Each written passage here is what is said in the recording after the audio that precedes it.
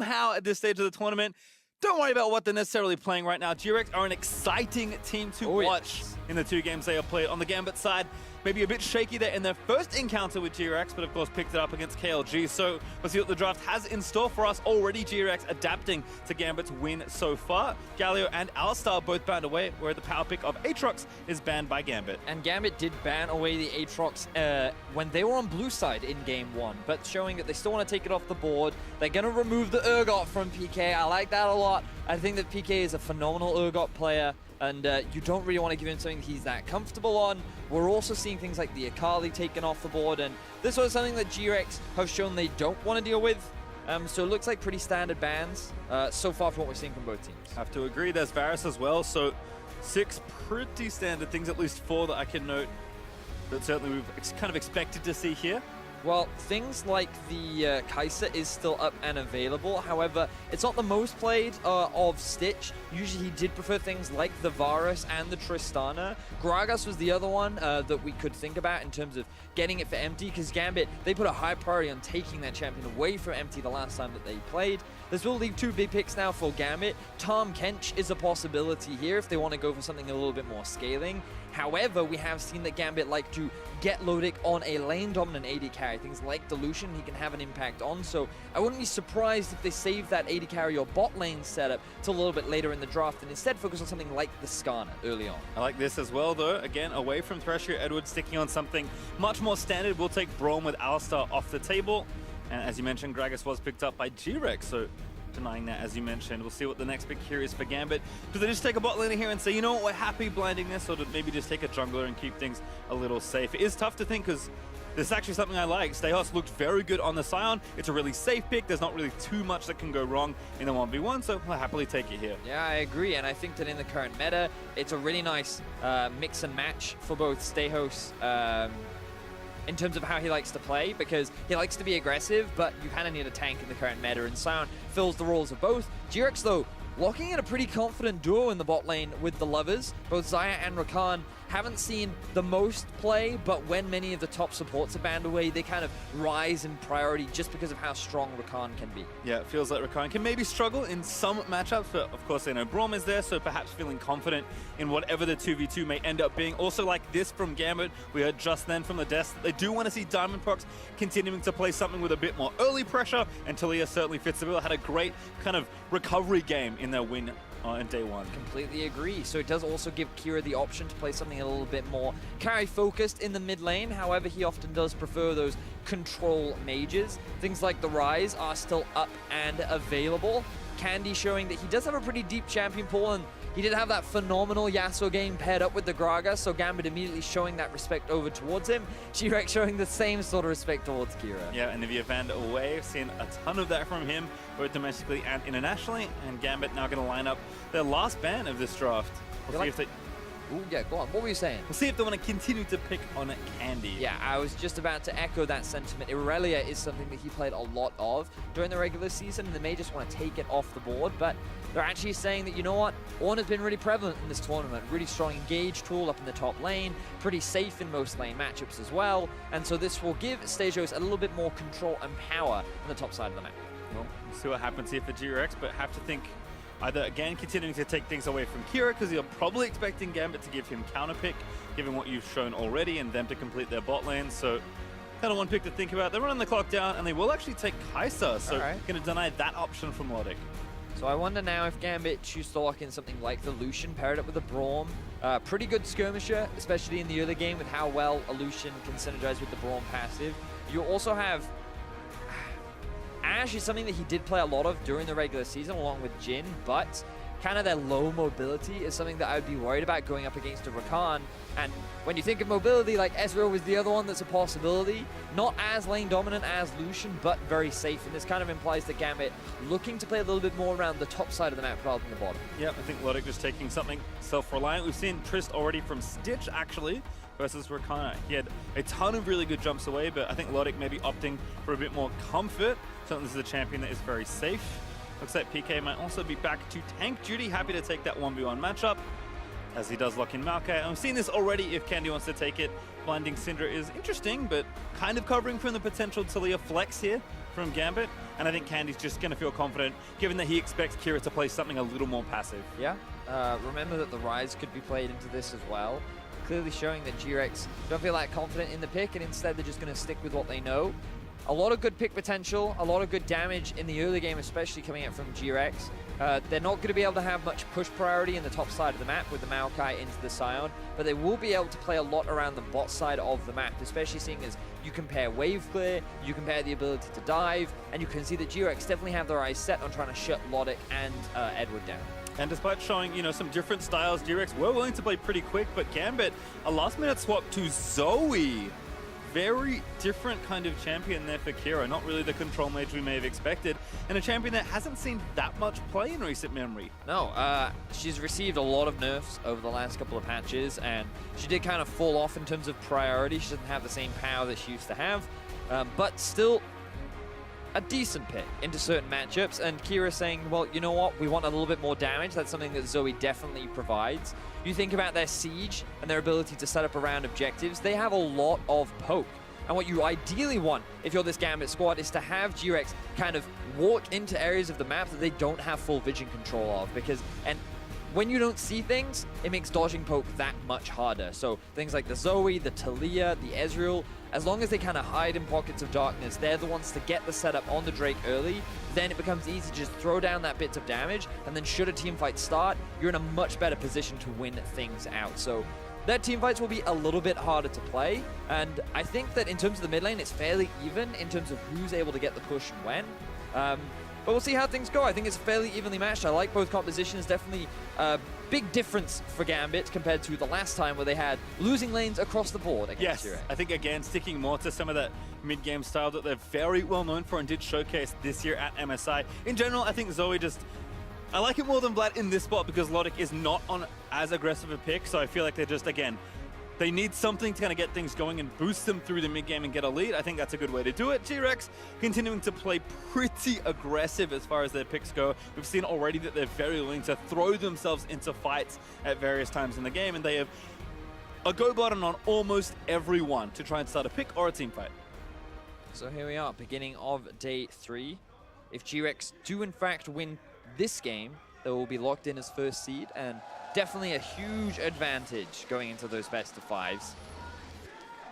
Have to agree. Also feels good to kind of lock yourself into the next stage of the tournament, but it can be tough. You do not get very much time at all to learn at this stage of the tournament, Vedius, so every win matters. GRX, of course, as you mentioned, can lock it all in here if they can pick it up, but Gambit, you just get the feeling that maybe, just maybe, they're creeping up in strength as the days go by. And this is also a big question too, right? Was the GRX 2-0 luck? Or was it this team is really the top of their group and that the LMS as a region does have some strong contenders outside of just the Flash Wolves, which to many Western fans, they kind of look at the region and they go, oh, Flash Wolves, once again, first seed, once again, dominated everyone else. No one can really hold a candle to them, but compared to HK's disappointing performance, honestly, last year, GRX have definitely shown up and had a strong showing, and now being able to knock out Gambit, who to many were perceived as the favorites in this group, or at least push them out of the first seed, would be a huge benefit to GRX and the LMS region. We'll watch mid lane for just a minute here. Saw Candy play very aggressive last time he took Syndra. We'll see how he fares up against Kira. Nice battle star there, just getting some damage straight back, and both Comet actually. So what you'll often see a lot of in this matchup is a lot of early pushing and poking. The mana costs of both Syndra and Zoe are not exceptionally high early on, but if you're just spamming it, obviously it's very easy to limit yourself in terms of your push potential and your ability to clear the wave.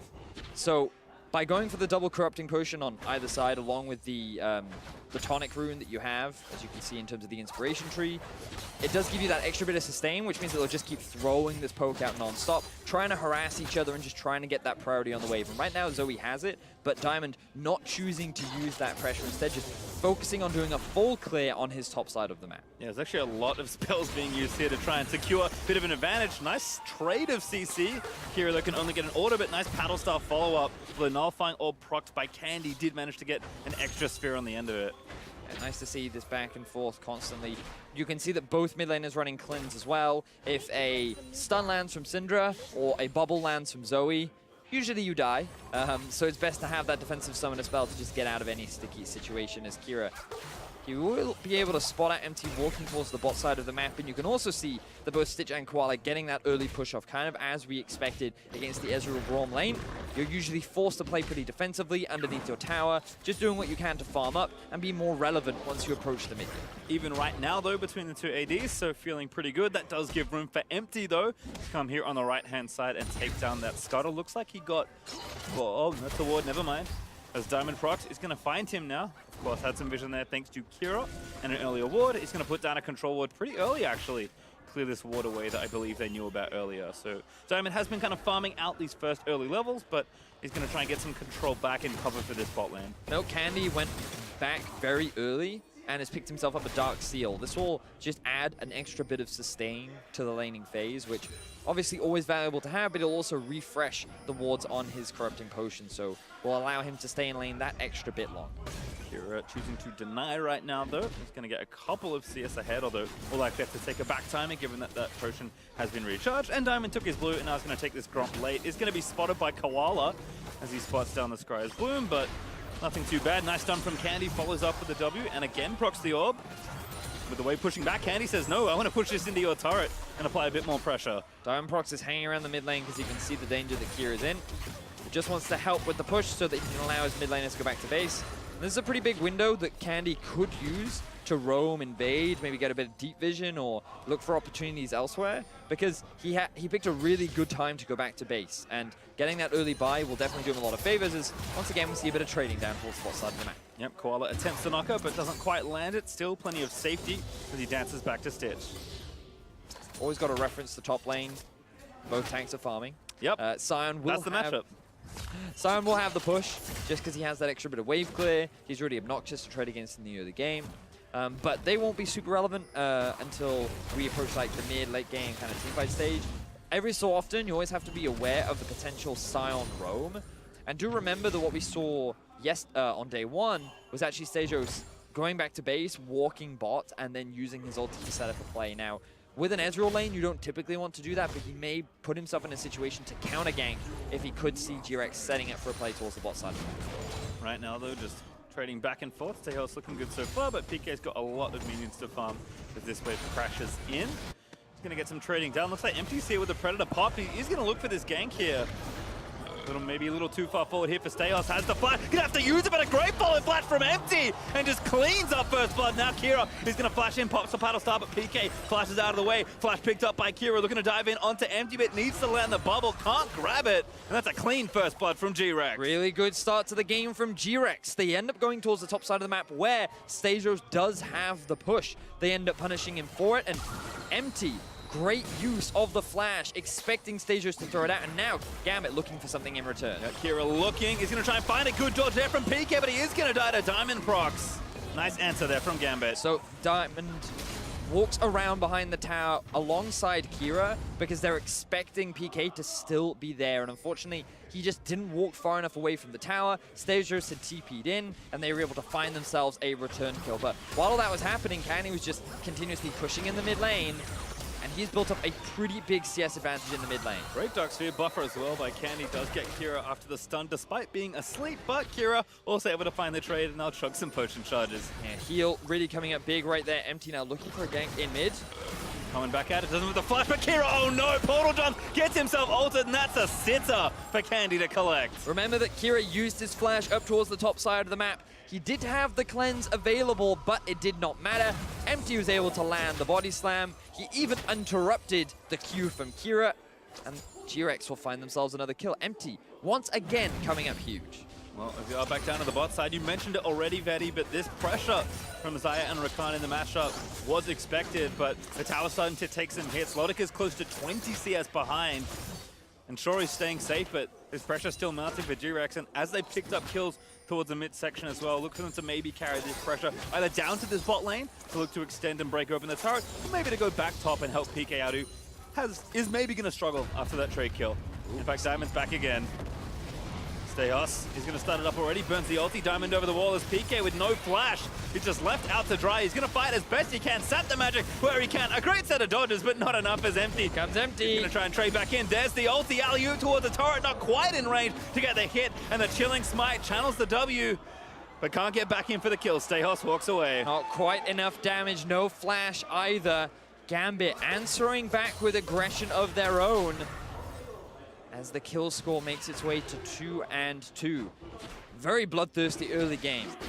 And I like this from Gambit, because the last time we saw them against GRX, again, they kind of picked some lanes that weren't so favorable, lost a little too much pressure in the early to mid game, and just kind of fell down as the fight started. But this time they're taking the fight to GRX when they can.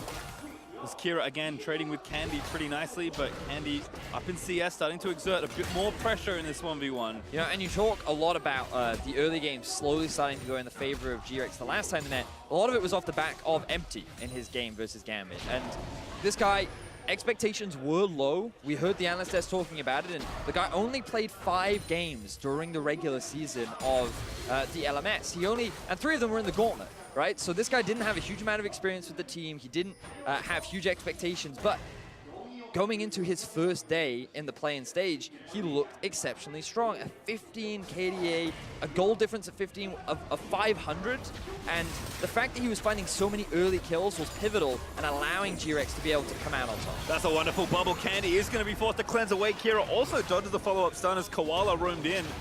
Ready with the recombo, but doesn't pull the trigger. Instead, GRX invading onto this blue buff, but Diamond does see them. Oh, that's rude. Pulls the buff away, and that's going to be collected by Syndra. Nicely done there from GRX, using the pressure that they have to steal away some of these neutral objectives. If we look across the farm as well, you can see that pretty big advantages being built up for GRX. We expected it to happen in the bot lane, and a 20 CS lead is huge, but it's also happened in the mid, and that's because Kira was roaming around a lot in the early game, and he died. So 2 of these lanes are winning in favor of GRX, and this was a similar situation to how Gambit found themselves the last time these 2 teams met. And again, Empty's been so proactive in this early game. Now going to sweep out the wards. He and Koala are going to threaten a very potent dive as the dodge there from the Twisted Events will get under the Decimate of Stayhouse. He's going to dance around, he's going to throw some creeps, and right now Decimate bottom lane is that focus. Koala again trying to apply pressure. Turret is a few feathers away from giving that early gold over to GRX. Gambit. You look at that composition, you can still see an ability to come back during this. Even though they struggle in terms of the early laning phase, falling behind Desire is kind of what you would expect. And you're still kind of looking at the poke strength, but this could be bad. Edward forced a flash. That's Logic dead though. They split up, and that's going to give that first turret as well over to Stitch. 600 gold for Desire. Definitely not what you want to happen if you are Gambit Esports.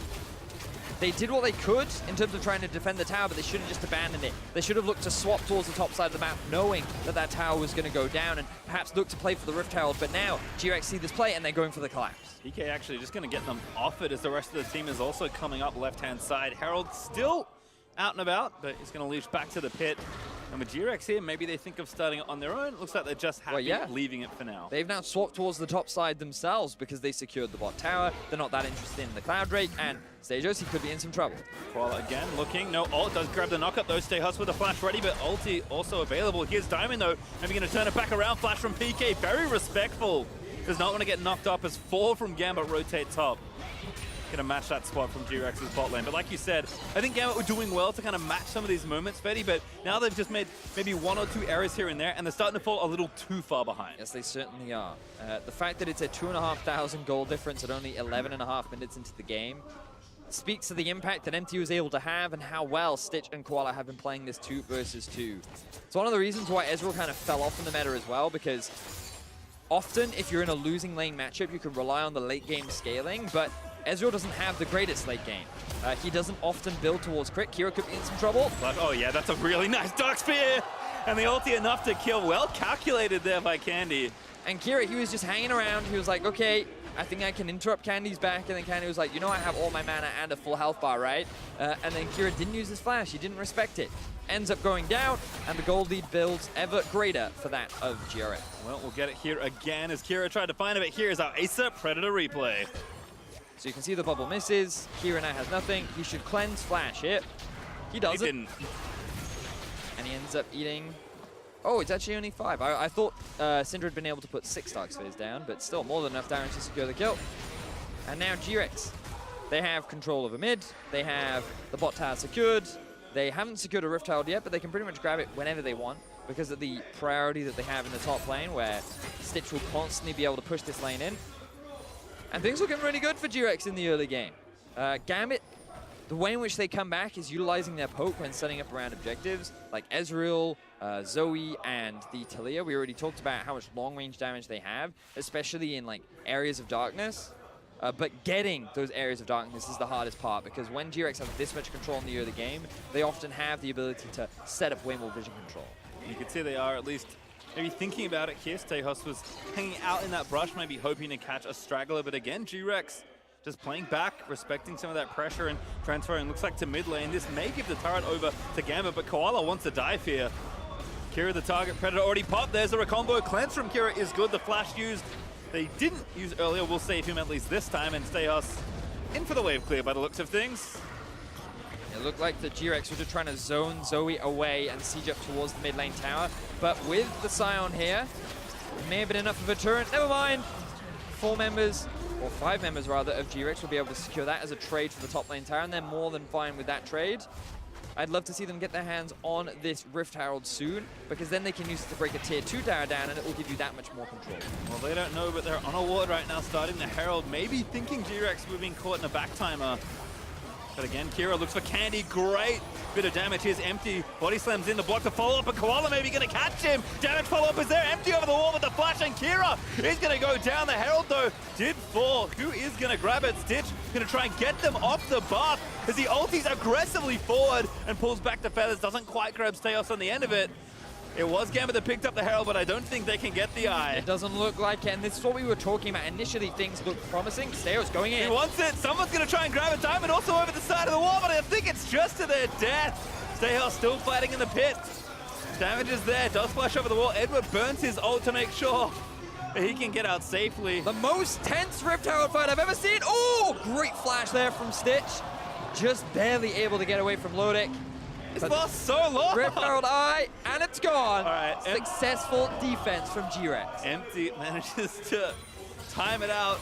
GRX lose no one in the process, just a few summoners here and there, and continue to find themselves further and further ahead in gold. So, this is how you want to be utilizing this comp if you're Gambit. You just kind of stay in fog of war, you land this kind of poke. The problem is Kira gets overzealous, and he just sticks around too long. Then he ends up getting punished as a result, because the rest of GRX are ready just behind the wall to get that kill. While Gambit do secure the Rift Herald, no one sticks around long enough to secure the objective. And then you end up with this really long back and forth, trying to secure it in what was the most tense Rift Herald Eye fight I think I've ever seen. I don't see that one too often, but at least a consolation cloud here for Gambit as they do pick up Drake 1 in this game. And also bolstering their forces down here to the bot side of the map. Pretty big wave that Stejos has curated. We'll move them down here to at least grab a trade if they can. GRX a little slower on the recall this time around, but looks like they have enough people topside to trade the turret here. I think you're right though, Pastry. The fact that 4 members are bot and Kira is mid to be able to hold the wave for the time being means that Gambit can just keep pushing because there's not enough of an answer from the side of GRX. Rakan is still in base. You can see the Empty is just jungle clearing right now, and 2 of the big damage dealers in Candy and Stitch are nowhere near, so Gambit feeling more than happy to just continue with the pressure. Yeah, pulling 3 utility champs to try and clear this out. I guess Runic Echoes from Empty is going to help out as Candy tries to finish off this turret. Going to take the wave as it moves in. Stitch actually mid right now, pushing that wave away from Kira. Gambit, though, continuing their invade.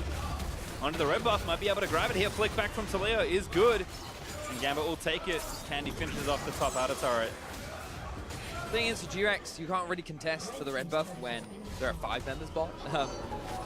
And again, as we said, because they didn't have Candy, they couldn't really look to contest. Fortunately, while that was happening, Candy was able to continuously push in the wave towards the top tier 2. And now they can use this as an opportunity to just make sure they have full control over the top side of Gambit's jungle. So GRX, while perhaps a little slower on the play, definitely still able to gain a lot off the back of this. With Baron spawning in about 2.5 minutes time, having this vision already makes finding those picks that much easier. And it is basically impossible to move through this jungle safely. Candy and Empty were hoping somebody took the lazy way through, as the tier 2 was being pressured by the bot side of GRX, but might have to give it up after this and reset as the objectives are coming back around. Like you mentioned, Baron, something the teams will have to start thinking about. And now Gambit, as they are picking up their items, but unfortunately for them, not quite there yet. I mean, don't need to look at the gold right now to get an indicator of the differences. Just look at the difference between mid lane and bot lane for both these sides. There are completed items on the side of GRX, and those carries are not completed item 1 yet on Gambit. Diamond is kind of the saving grace right now for Gambit in that he's found himself 2 kills. He's doing really well in terms of farm. He's picking up some substantial items and has a healthy goal lead over Empty, but if you think about what Empty has been able to do in terms of getting his laners ahead, you're going to give that big advantage over towards GRX. And Candy being this strong and Stitch being very close to completing his second item, Gambit kind of want to avoid fighting right now. Again, utilize the poke that they have to slow GRX down. Don't allow them to take down those tier 2s, otherwise this game could snowball out of control, or much more than it already has. And look, if we've learned anything from watching Gambit this year, they are a Baron-centric team when that mid-game rolls around. So never count them out until the purple one has been felled. But GRX, of course, should know that as well. It's going to reset and prep this map. I think it's important to remember, too, that when you look at Gambit, often during the regular season, they fell 2 deficits and then found their way back into the game. So I'm going to say that they have experience in this area, but GRX have also shown to be a team that once they've grabbed themselves an early gold lead, they know what to do with it. They haven't, so far in day 1, haven't made that many mistakes. So we'll see which one comes out better, the ability to close or the ability to stall. And I think for me, the most impressive thing about GRX has just been how calculated and kind of calm they've been when they're playing. Like, you kind of look at these picks especially and you think, okay, they're going to be hyper aggressive as a team. I think they're willing to be aggressive when the moment is good, and their execution individually as players is very high. But they haven't gone like crazy mode yet in the games that I've watched. And again, Gambit's coming up, they play back, they land a stun, they go in! And there's a combo shutdown! Diamond Prox falls to Candy. Another good pick found by GRX, and now they can start sieging onto these tier 2s. Gambit, all they needed to do was sit back and wave clear. They didn't need to try and find a pick themselves, but instead they opened up the opportunity for GRX to go for the play. Koala instantly with the flash ulti, and they set up nicely to find themselves a kill onto Diamond Prox. Now the Baron is live, Diamond Prox is dead, but GRX, they're not being overconfident. They don't want to run the risk or the gamble of getting it stolen away, so they're just going to take the advantage that they've gained and back off. Yep, going to push the wave into mid. Tier 2 is pretty low as well, so another easy point of attack for GRX as they come back off these recalls. But let's watch this one again. Gambit is in the wrong place this time. So they see Empty and Candy up towards the top side, and they should have vision on Koala, but they don't respect it in time. And Candy makes for a very easy stun. He just puts the spear down, knocks the E, lands onto 2 members, and this was just a lack of respect that we're seeing here from Gambit. So they're falling further and further behind. Their windows of opportunity to come back into the game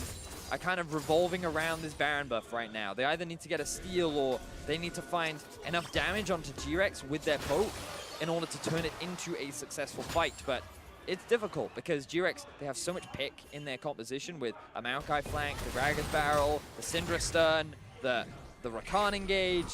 There's so many opportunities to just catch a single member out and burst them down that Gambit have to just play with so much patience, which so far they haven't been able to do. Yeah, I kind of like how GRX build their team comps in some ways. They had 4 knockups for Yasuo on their team. Actually, I think they had 5, including Yas himself. And this team, everyone's got some CC, including Stitch, even though it's pretty unreliable as far as marksman CC goes. So the consistency in how they build their comps, I think they can play a lot of different styles than they are, but they are pretty one-minded in the way they want to play when they've decided what they want to draft. And remember that GRX are fighting right now for that first seed in the group. This will guarantee them the first seed in the best of 5s, which means that they'll obviously go up against the second seeds from Group A, B, or C. And with the way things are going, one of them could be G2, but we'll see later on into the play-in stage. For now, GRX looking convincing. 6 kills to 2 in their favor.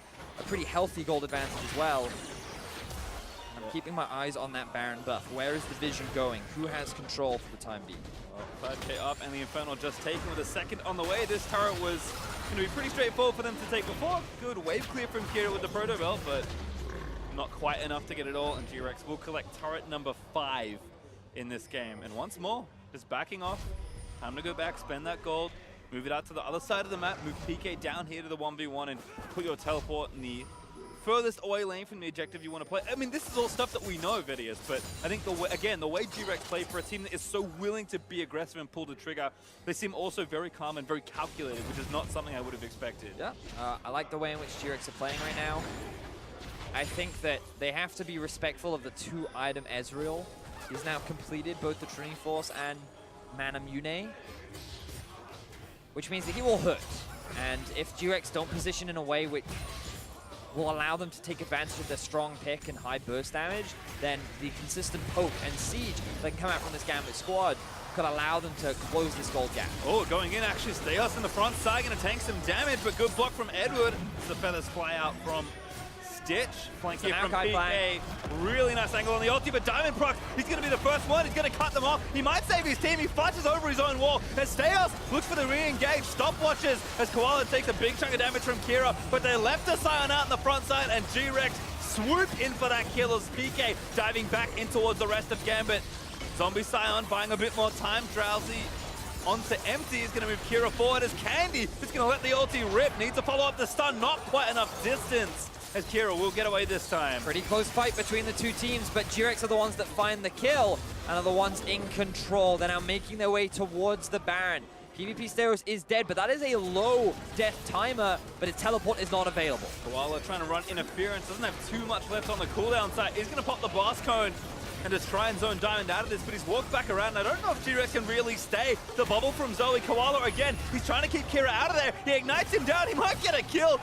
1v1 versus the mid lane. He does grab it, Zoe dead, and now GRX re-engaged. Shut down there for Diamond, but 2 more kills over to GRX. And GRX just keeps finding kill after kill. Gambit will successfully force GRX away from the Baron, but they continue to fall further and further behind. It felt like a bit of a split call there from Gambit as they were setting up to siege onto the tower of GRX. That's when they looked for an engage, and unfortunately, things didn't quite pan out the way in which Gambit wanted them to. So, as the replay gets thrown up, we can see, so we skipped the initial fight where Stagos ended up losing his life, and then we can see here, from the side of Gambit, they're just trying to poke them out, trying to force them away, and then Lodek, he gets just a little bit too close alongside Edward, which makes it very easy for GRX to just then flash in, get the lockdown, and then with a Maokai plus Gragas plus Chain CC, it's pretty easy to secure yourselves 2 quick kills. So I like the decisiveness there from GRX to punish the overextension from the Gambit members. And that's the face of a man that just got killed by support Rakan. Tough stuff. I mean, Koala did well despite the death. He baited Diamond over. He managed to get the kill on Kira and gave his team 2 more kills and continued pressure back around the Baron area. I mean, GRX, it feels like they can barely put a foot wrong so far in the play-in group stage.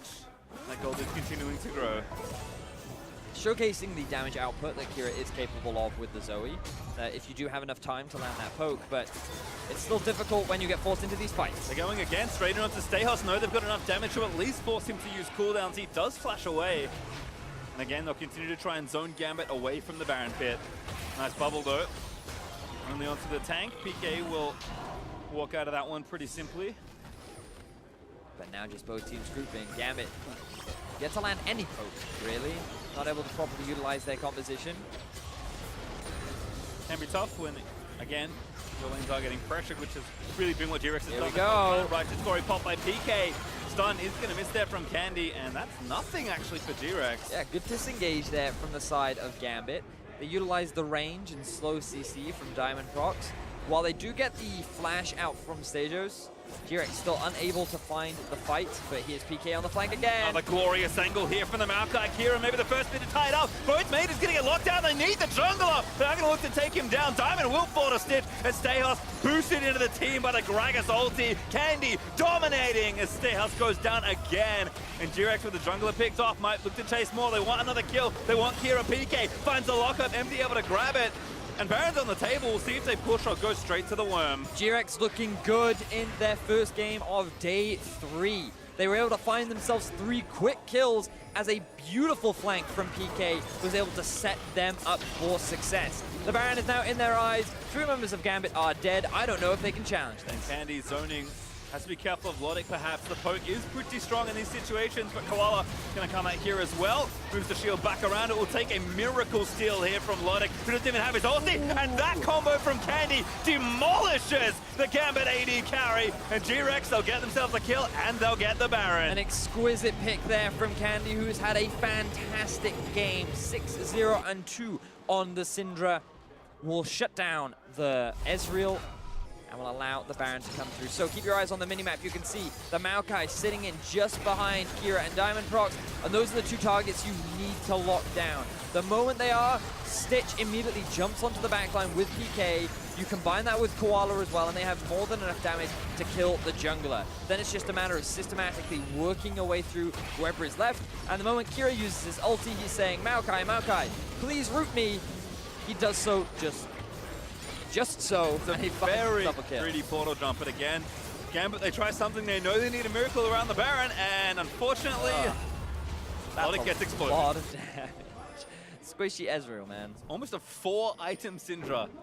Yikes. 28.5 minutes, 3 fully completed ones for Candy, plus the Sork Shoes, and 10 stacks on the Dark Seal. It's not been a bad day for the GRX mid laner. Yep. There was some optimism on the analyst desk that Gambit would be able to bounce back, but GRX have shown their consistency. Empty has been phenomenal. You got to give credit to Candy too. I feel like that his Syndra has been great so far throughout the tournament, and with a win here, they will lock in that first place spot in their group, which will definitely be a big positive, especially when you consider how HK performed last year. They weren't quite able to get out of it, but this really increases your chances of GRX making it to the group stage of Worlds. I feel like, you know, the flash wolves are always there, and then there's almost a semi-rotating door of teams that come in from the LMS and have kind of mixed results. GRX are looking to really put their stamp on the World Championships early on, as they will take the turret. So Leo Wall doesn't quite cut him off a diamond, and they'll just dive into the front line again onto Stayhouse. PK pops the watch. Goes golden as Koala dives to the backside trying to find the carries. Charms up one, dances back around as Stayhouse rooted in place. Will be killed by Candy, who now goes godlike, and it's gonna be a mess. A double kill for Syndra, who finally gets picked up by a zombie Scion, but Lodic forced to get away, does pop for the arcane shift out of the root there from Maokai. But GRX, they're just gonna walk it in. They've still got Stitch alive. It's 4 versus 2. The bot lane again trying to defend this Nexus. GRX, they still have 4 members alive. There's very little that Gambit will be able to defend. The TP is going to come through from the side of GRX as well. They have their eyes set on the Nexus and first seed in the group. Certainly only 2 turrets and a throne away from taking this all down. Blake and Edward fighting for their lives. It's 10 seconds left on the nearest Gambit member, but it's just not going to be enough. GRX continue their rampage through the group, and they'll finish atop it in style. Fantastic stuff from GRX. I think you can confidently say that GRX is looking good.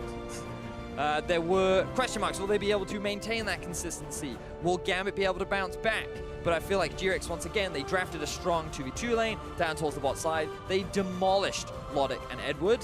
And then we saw glimmers of hope from Diamond Prox, kind of matching some of the early aggressive plays that we did see from Empty.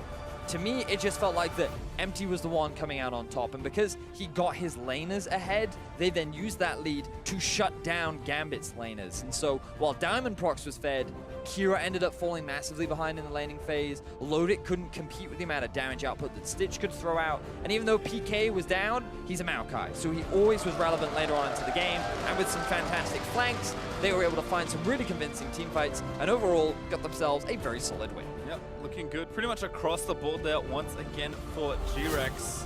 So we'll see how they look as they move into their best of 5. Still have a game to play as well. Want to make sure that you can finish strong. Sweeping your group is much different to dropping that last one. It feels pretty bad to drop the ball right at the end, even when it doesn't matter. But with KLG, with the possibility of getting a surprise upset against GRX, it also gives them the opportunity to make it slightly higher into the group as well. So very important for KLG and Gambit as we progress throughout the day to try and lock in that second seed. Well, it's all that and more coming up. But to hear more on how GRX earned first place in their group, let's send it over to the State Farm Analyst Desk. Thank you very much, Pastry Time. With that, indeed, GRX locks in their spot in first place, and we can talk later a bit about who they might face.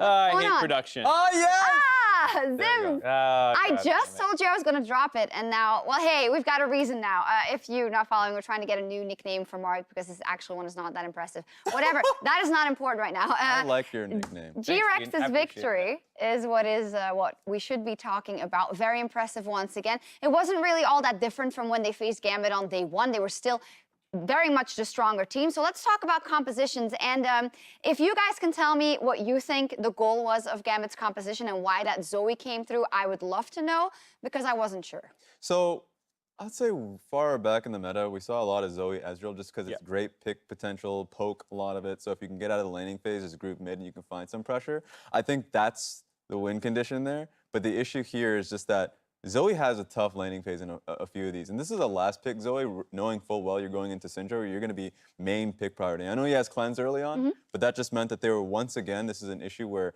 you're saying we're taking a backseat on the laning phase, which is how they lost to GRX in the past, just for our mid-game team fights. Okay. It's pretty similar complaint we were saying about how like it feels like they're a couple patches behind. This is a fine comp middle of the summer, but it's not really what people are playing these days. And to pick it into a team with a ton of engage is a little suicidal, just with like, okay, your Ezreal and your Zoe are sometimes hard to get onto, but not when you have a Rakan and a Maokai and a Gragas.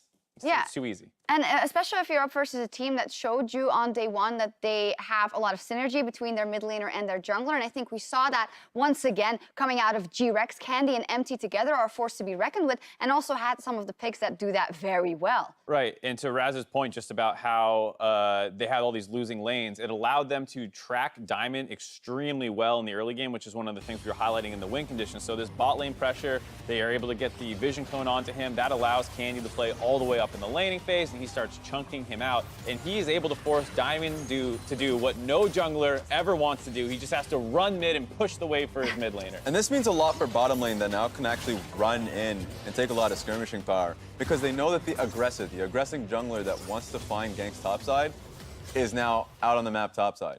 So if there's that much information present just because Candy had an exceptional laning phase off that one, then suddenly you have no pressure as a jungler. Oh yeah, absolutely. And Lodic was maybe the only kind of trump card that Gambit had to come back in the game. Top lane was also not doing too well, so it looked pretty hopeless. And then to GRX's credit, they never really gave it away.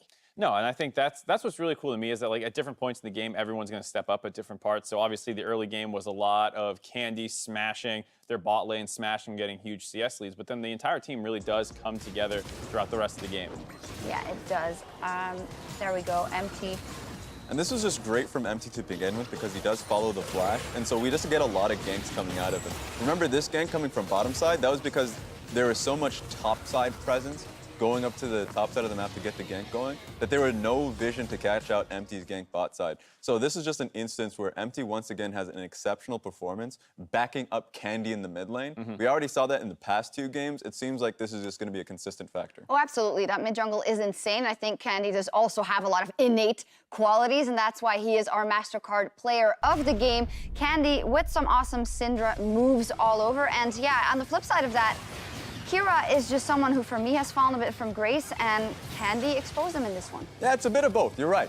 You know, wasn't a good game from him on the Zoe, but you get to see a second game from Candy on the Syndra, and once again, just completely takes over the mid lane. A solo kill coming through. Suddenly, if you're looking towards, I mean, congratulations to them because it already seems like they're going into the best of 5, banning that champion out.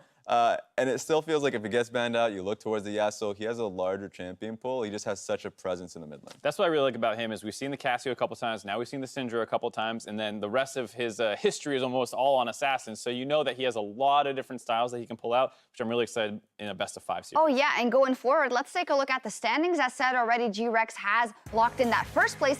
That means they will get a second seed in the best of 5 from any of the other groups. So if we look at how things stand now, that could be Dirals, that could be G2 Esports, or that could be Detonation Focus Me. I think those are all winnable. Yeah, and I think the one that really interests me a little bit is G2, just because I would love to see him go up against Perks, who I think, you're probably not going to be able to play up against Edward Gaming. I don't think they're going to drop, but behind Scout, I think Perks is right up there as best mid laner in the entire plains, and I want to see how good Candy is by going up against it. I mean, if you go off recent games, perhaps Candy has looked a bit sharper up until That's now. what I want to see, that comparison. Yeah. Is he actually that good? That's the best thing about the best of 5s. You get to see which was truly the strongest group. Currently, it looks like Group B 100% because you have G2 and Supermassive. Once the best of 5 ends up happening, if GRX takes the tougher card, then we'll get to see them fly. We'll see. A huge achievement already for GRX, and we're going to take a quick break. But when we're back, Raz and I will tell you why Detonation Focus Me is a team to watch at this World Championship as they gear up for their game against Kaboom. Don't go anywhere.